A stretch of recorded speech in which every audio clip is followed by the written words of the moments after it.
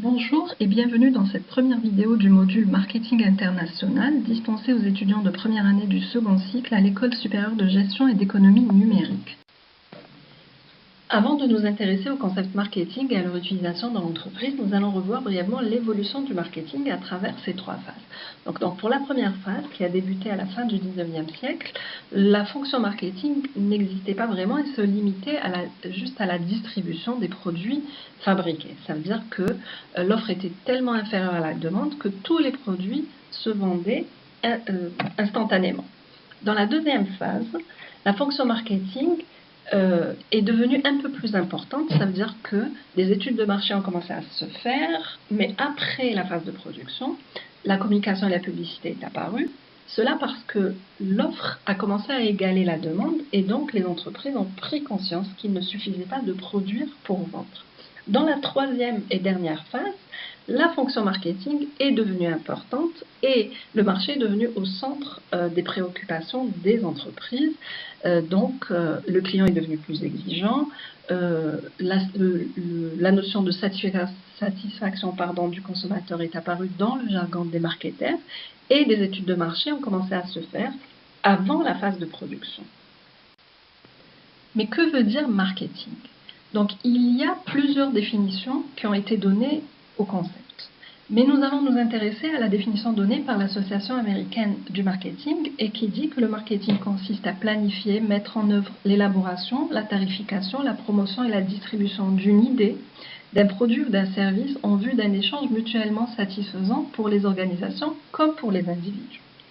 Donc, à travers cette définition, nous pouvons comprendre que le marketing consiste déjà à une première phase qui est celle de la planification.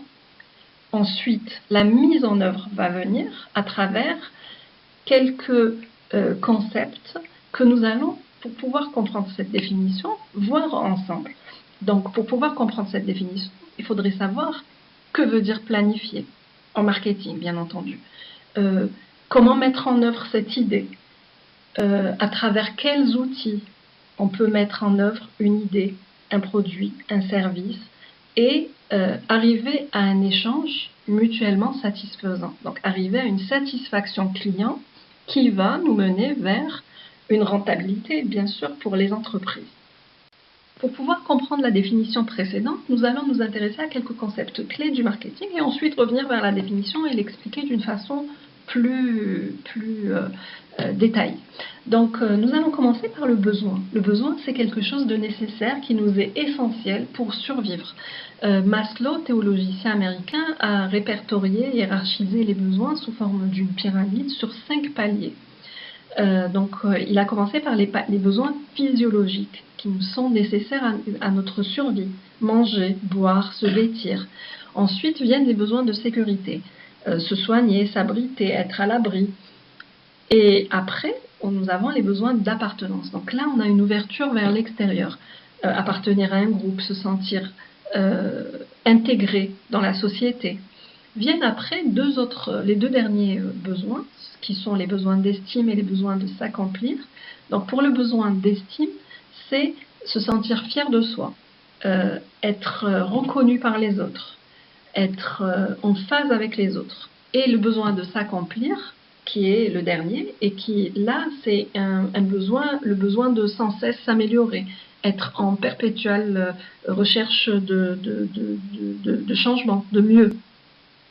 Donc Maslow dit que, par exemple, nous ne pouvons pas atteindre les besoins d'estime si nous n'avons pas des besoins physiologiques, de sécurité, d'appartenance.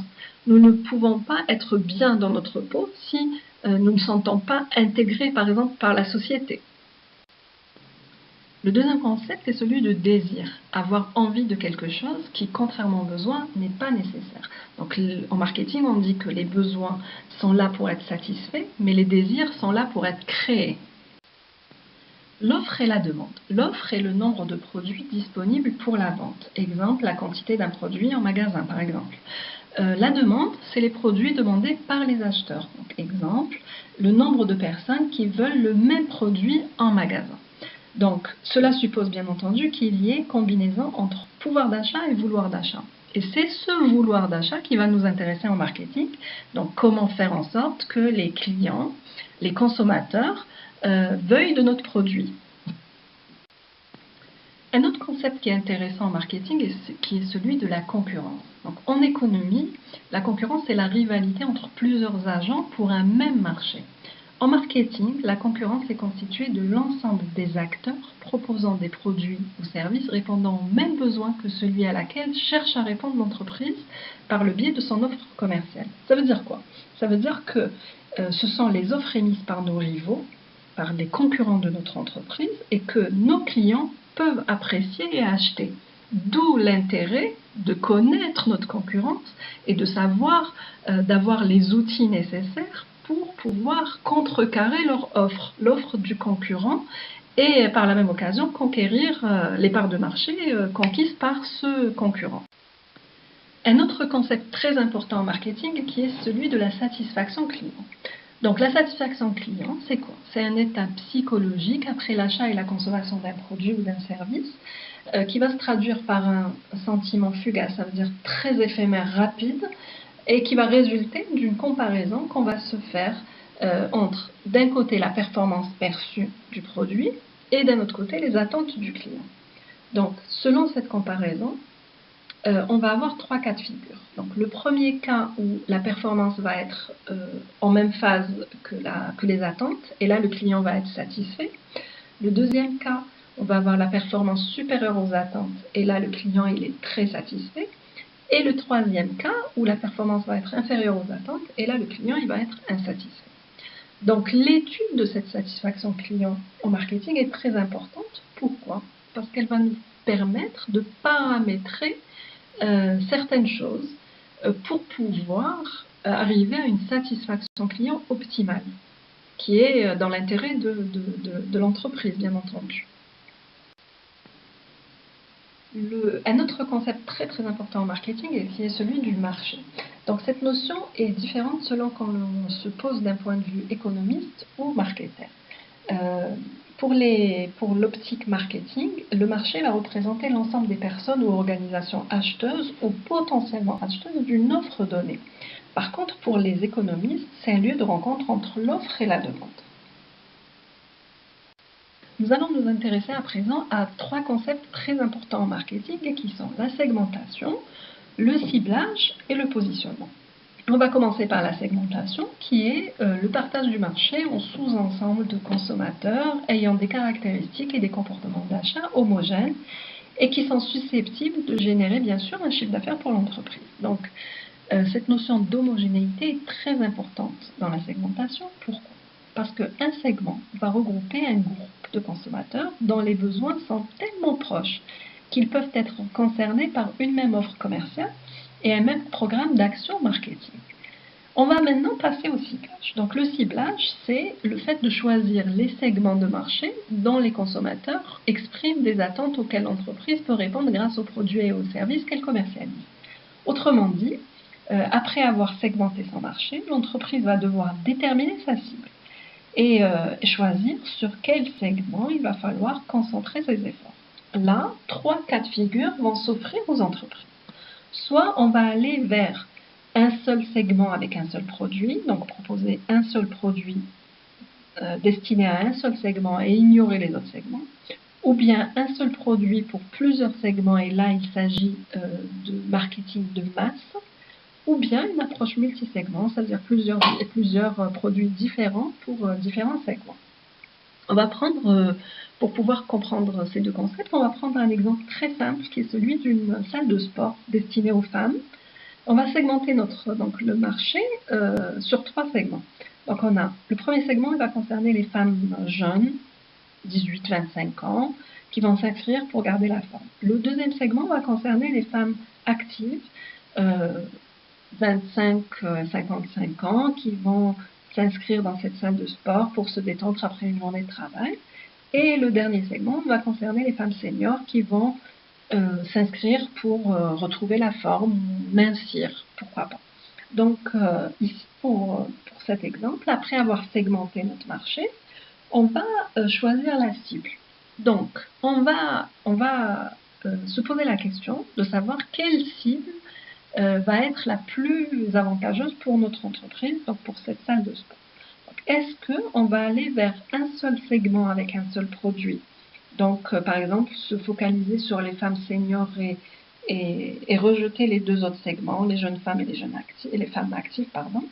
Ou bien aller vers un seul produit pour plusieurs segments et là, proposer la même offre commerciale pour les trois segments, pour les jeunes femmes, pour les femmes seniors et pour les femmes actives.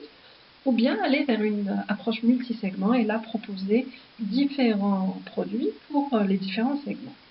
Donc, en se posant la question de voir quelle est l'offre la plus adaptée, on va se rendre compte que pour ce cas de figure, l'approche multisegment est la plus adaptée. Pourquoi? Parce qu'on ne peut pas proposer un même produit pour tous les segments. C'est pas possible de proposer un même entraînement pour une femme jeune et une autre femme senior et une femme active. Par exemple, pour les femmes actives, la proposition qui est la plus adéquate, ça va être peut-être une fois par semaine parce que c'est des femmes qui n'ont pas le temps de s'inscrire en salle, de venir en salle plutôt 3 fois par semaine. Ce cas de figure est plutôt réservé aux femmes seniors qui ont le temps, qui sont par exemple en retraite. Donc on va opter pour ce segment. Vous allez me dire pourquoi ne pas aller sur un seul segment avec un seul produit. Par exemple, se focaliser sur les jeunes femmes et oublier les deux autres segments, les seniors et les femmes actives.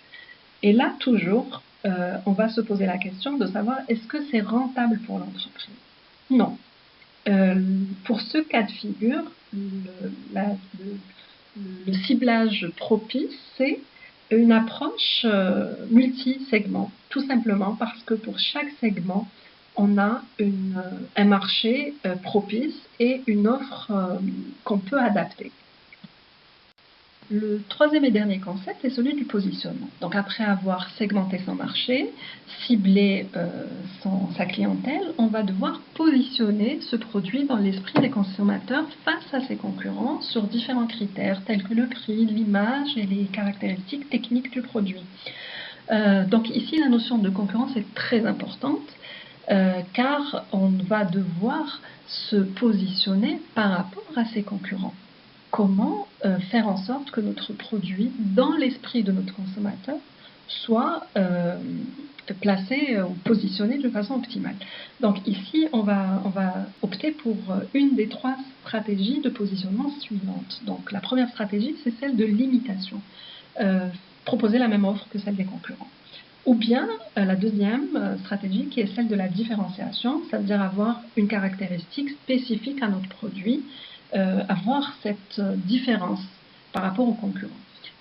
Ou encore, en dernier, la politique d'innovation et donc ici proposer un produit innovant qui remplace ceux des concurrents et qui n'est pas proposé par les concurrents, qui peut remplacer une offre par exemple d'un concurrent.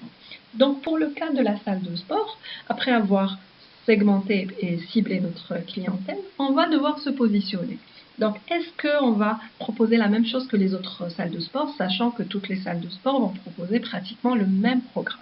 Ou bien on va aller vers une différenciation avec une caractéristique spécifique, par exemple avoir un coach connu qui a des titres, des médailles.